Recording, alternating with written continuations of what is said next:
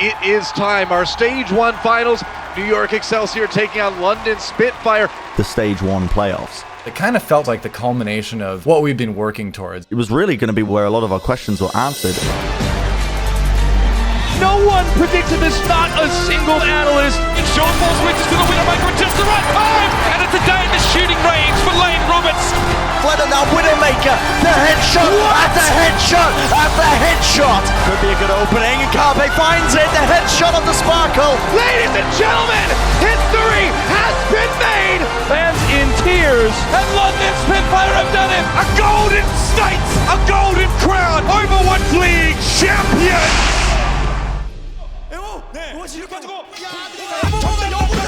Early on, I would say like 2016, 2017, the only real international tournaments that we'd seen were quite limited in the Overwatch scene. But those of us who paid attention to the Korean scene knew that there was a lot of skill in this region. There definitely was the idea that potentially Korea wasn't going to be as dominant coming into the Overwatch League. The scene was as follows, where we saw the Korean team win World Cup in 2016. People got a bit of a wake-up call there that Korea was pretty good. And then we got a couple seasons of Apex in as well, and the skill kind of started to show itself. And then, of course, at the 2017 World Cup, Korea did very well as well.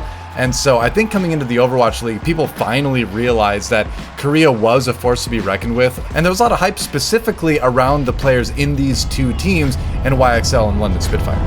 113 players from 19 countries have been signed. It's time to kick off the inaugural season of the Overwatch League. Well, I think the expectation with NYXL specifically was that this was going to be arguably the best team in the league. The vast majority of the players were from a team in Korea called Luxury Watch Blue. 우리 이제 LW 블루가 오버워치 리그에 좀 가게 될 수 있었던 이유가 팀원들이 전부 다 팀 합도 잘 맞고. Sabi Obi, he had the reputation of this kind of captain figure. Just a player that was able to be very aggressive and mechanically get inside the other team's heads. Sabi Obi just worked magic.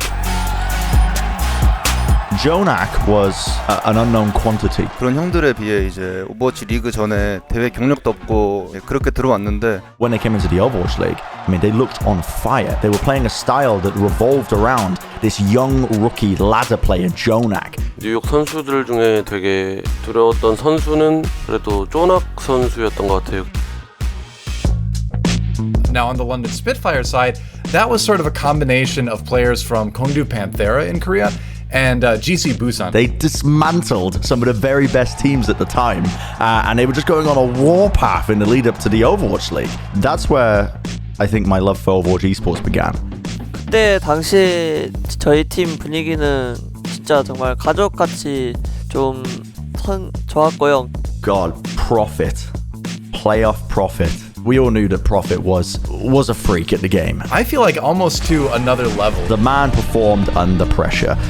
Gesture is one of my favorite players of all time. Showing people what could be done on Winston, for example. And I'd be like, how in the is he doing this?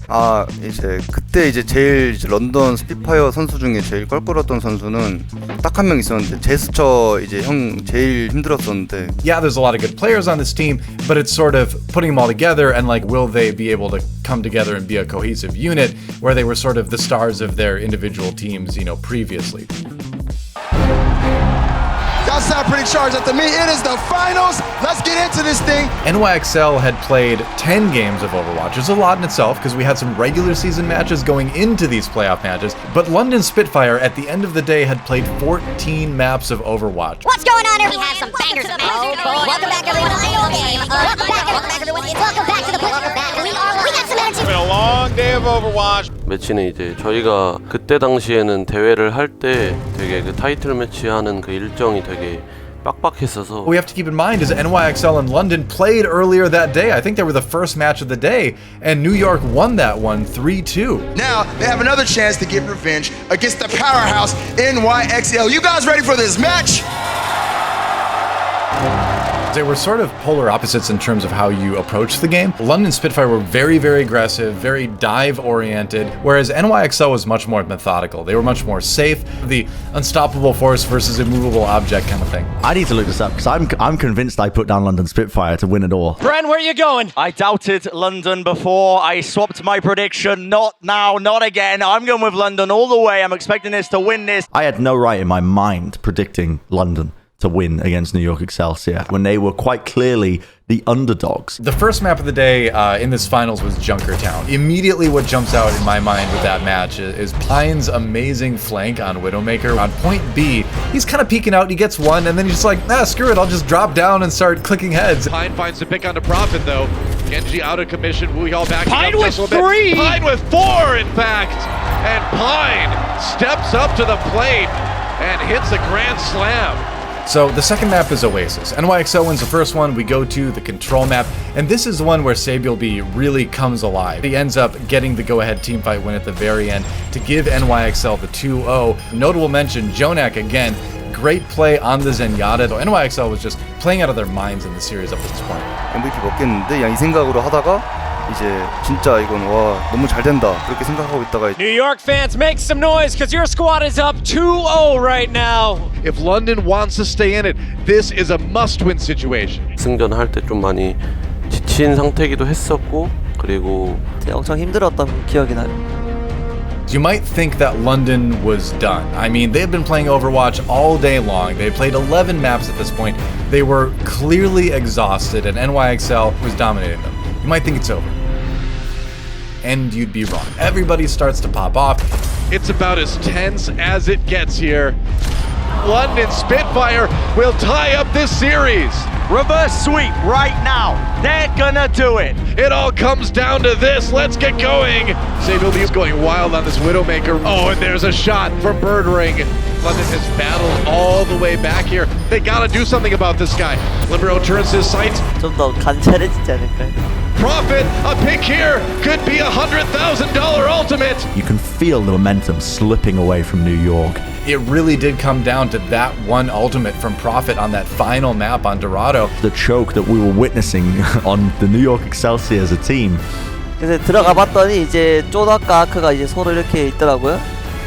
Could he do it? Oh, he's after the Mercy, he gets Arc! That is it, London Spitfire will be your Overwatch League Stage 1 champions!